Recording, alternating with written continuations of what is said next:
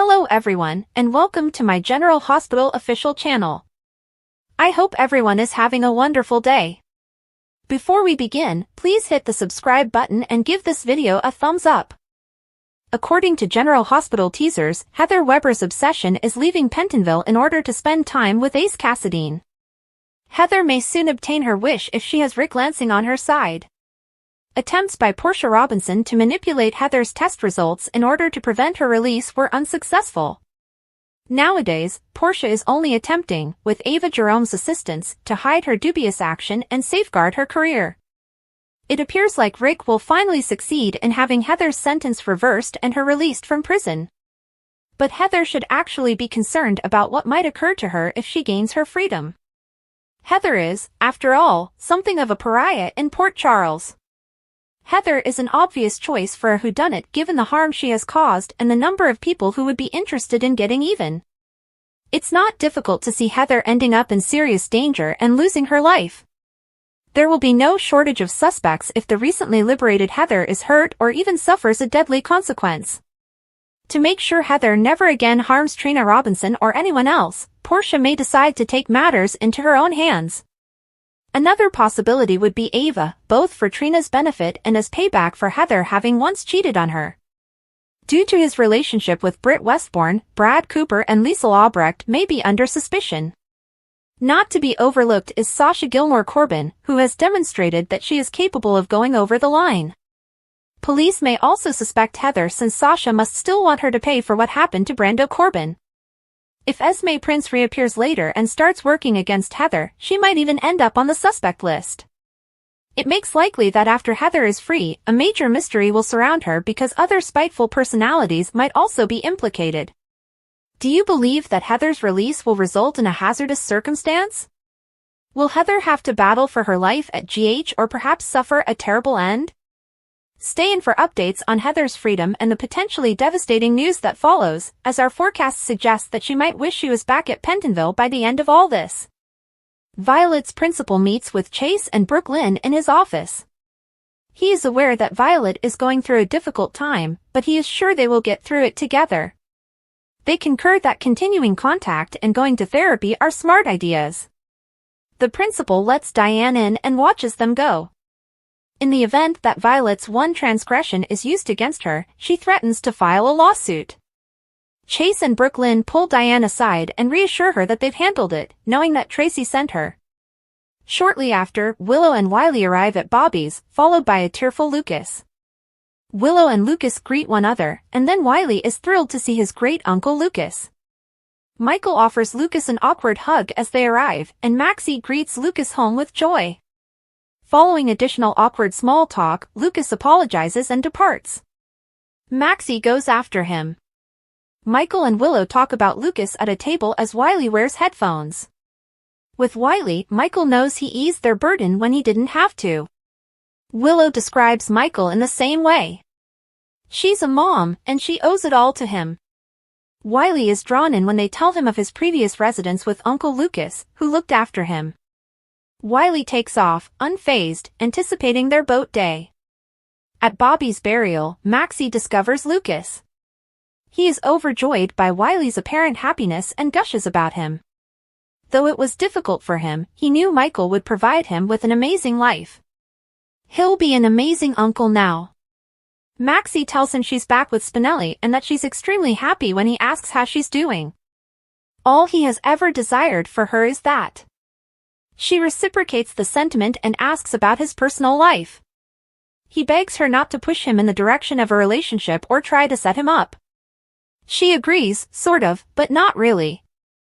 Brennan leaves Holly in her hotel room, telling her to get in touch with him if she remembers anything.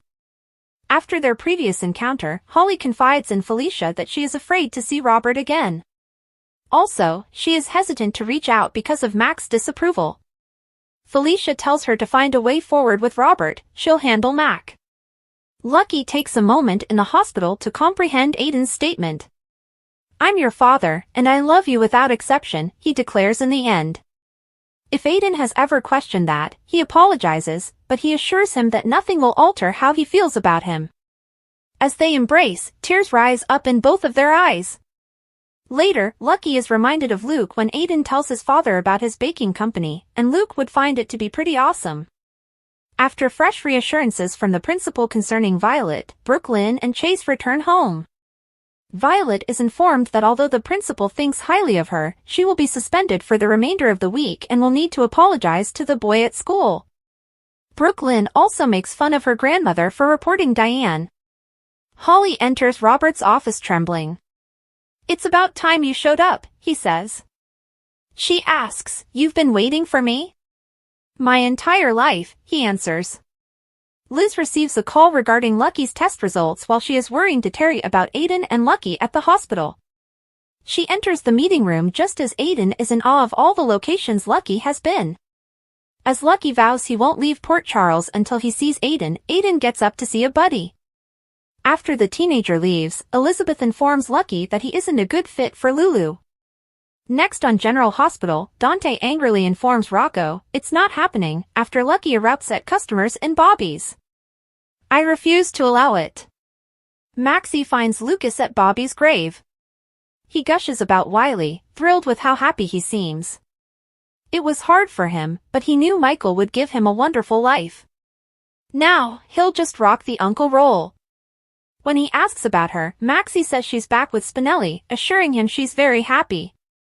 That's all he's ever wanted for her. She reciprocates the sentiment and asks about his personal life. He begs her not to try and set him up or push him toward a relationship. She sort of but not really agrees. In Holly's hotel room, Brennan tells her to contact him with anything she might remember and leaves. As the women catch up, Holly tells Felicia she fears seeing Robert again after last time. Also, Mac's disapproval is keeping her from reaching out. Felicia urges her to find a way forward with Robert, she'll handle Mac. At the hospital, Lucky takes a minute to process Aiden's declaration. Finally, he says, "I'm your father, and I love you without exception." He's sorry if Aiden's ever questioned that but assures him nothing will change the way he feels about him. Tears well in both their eyes as they embrace. Later, as Aiden tells his father about his baking business, Lucky is reminded of Luke, who would think that's pretty cool.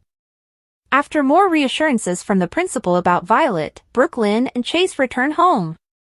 They tell Violet the principal believes in her, but she has to apologize to the boy at school and she's suspended for the rest of the week. Brooklyn also snarks at her granny for sending in Diane. Sidwell told Anna, Jason, Lucky, and Holly the new regulations to the game. Jason and Anna would both survive if Jason prevailed in a card game. Holly and Lucky would be able to survive if Lucky prevailed. They would all perish if Sidwell prevailed. Holly spoke up swiftly, seeming to throw Jason, Anna, and Lucky under the bus while pleading for her own life. Sidwell was still enraged. Before securing Lucky and Jason's seats to the card table with handcuffs, Sidwell ordered his thugs to remove Anna and Holly. Sidwell took a seat to play but was soon called away, so Jason and Lucky were left on their own. Lucky was informed by Jason that his purpose for being there was to bring Lucky home. Jason eventually broke the terrible news to Lucky that Lulu needed a liver transplant and that he might be her only chance, despite Lucky's insistence that he could take care of himself. Before Lucky could process any of this, Sidwell came back for a decisive card game. Jason gave up fast, allowing Lucky to win. Sidwell marveled at how Holly always managed to land on her feet as he ordered the guards to remove Jason. Admire B&B, Days, General Hospital, or other soap operas. Participate in the discussion on our SC boards. To interact with fans and start a conversation right now, click this link. When Holly and Anna were alone in a cell, Anna questioned why Holly had not attempted to assist Lucky earlier. Holly clarified that she was unaware that he needed to give Lulu a portion of his liver. Holly was enraged because Anna and Jason had disrupted all her plans to gain millions from Sidwell. Anna urged Holly to have Robert tell Robin how much Anna loved her since she was certain that Holly would live and Anna would die. After their marriage, Holly remarked to Anna that it had been the sweetest time in my life. Anna observed that Robert was satisfied with Holly. But if you pass away here, Robert will never be content again. I just can't think out a way to prevent it, Holly said. At that moment, the guards showed there and dragged Holly outside while throwing Jason in the jail. Jason expressed his regret to Anna for the game's loss. "I knew you would," a knowing Anna remarked. Anna quickly lost it and started to wonder if they would survive. Jason tried soothing Anna, but then he threw caution to the wind and planted a kiss on her. Sidwell was back in the poker room, threatening Holly and ready for another round. As Lucky hurried to free Sidwell from his handcuffs, Holly finally gave him a slap across the cheek. Holly reached for Sidwell's revolver, but as soon as Lucky removed his handcuffs, Sidwell smacked it out of her hands. Stella ran into a thoughtful Tracy in the park. Tracy sat there looking glum while Stella babbled on about the weather. Tracy was unhappy that Stella had come for their appointment on time, which Tracy considered late. Stella became irritated as she saw Tracy wasn't genuinely upset about being late. At last, Tracy acknowledged that she was displeased with two employees at Whodunit because they were insubordinate and ill-mannered. Stella concurred that employees shouldn't act in such a way while on the job after Tracy revealed that Sasha had hosted a brunch for Cody's family.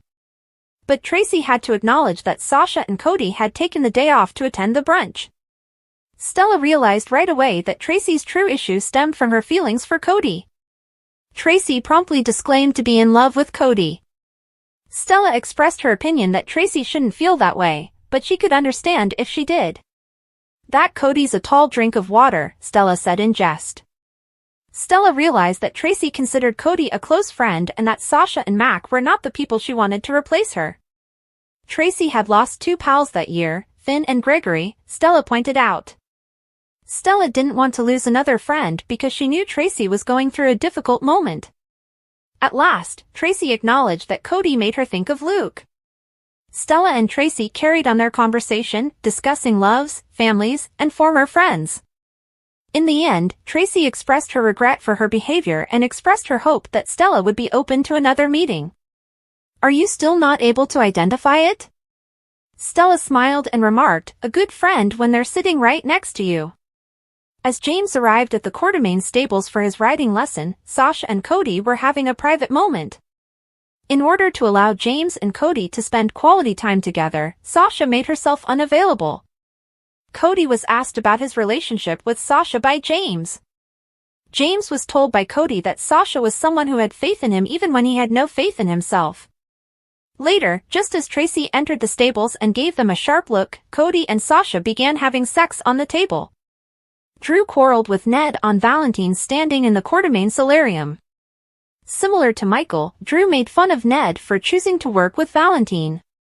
"We've all made mistakes, Drew, including you," Ned replied.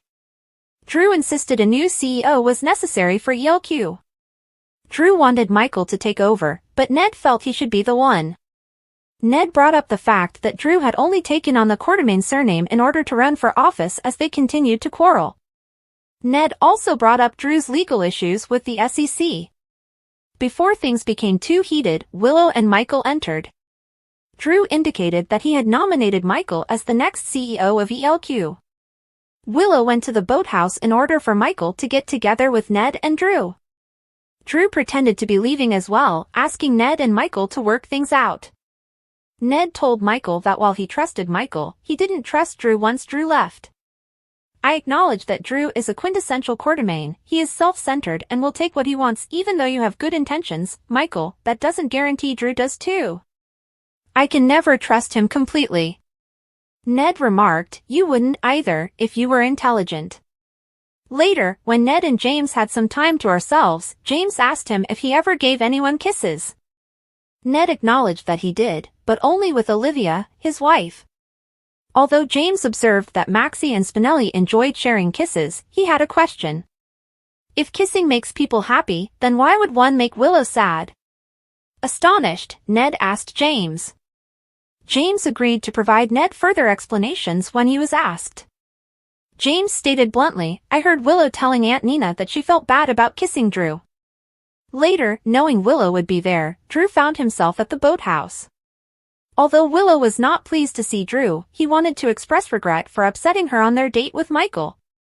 Willow at last expressed her feelings to Drew. "I've continually asked you to stay away, and it's like you don't care," Willow replied. Although Willow acknowledged having feelings for Drew, she said they were absolute crap. Drew wished Willow never to feel that way. After that, discontinue it. Give up bumping into me and asking how I'm doing. Willow replied, Drew, please leave me alone. She had to remind Drew to keep away from her again, and at last he turned and left. So what do you guys think about this update? Let me know in the comments below. And if you like my videos, please press like and subscribe for more. I'll see you guys next time.